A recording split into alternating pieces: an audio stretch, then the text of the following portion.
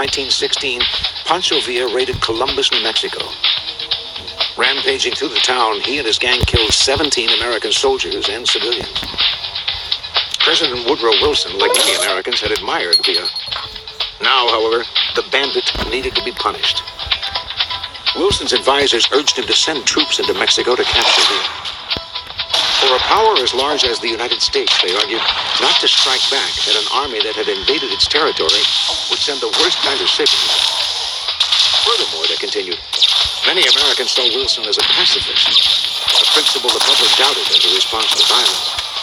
He needed to prove his mettle and manliness by ordering the use of force.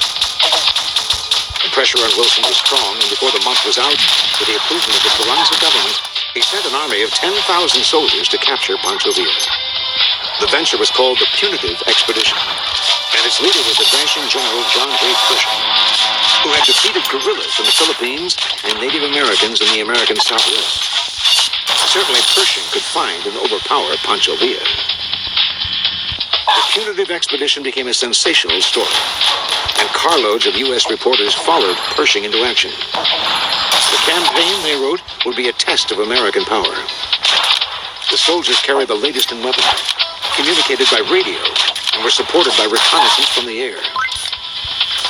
In the first few months, the troops split up into small units to comb the wilds of northern Mexico. The Americans offered a $50,000 reward for information leading to Villa's capture. But the Mexican people, who had been disillusioned with Villa when he had returned to banditry, now idolized him for facing this mighty American army.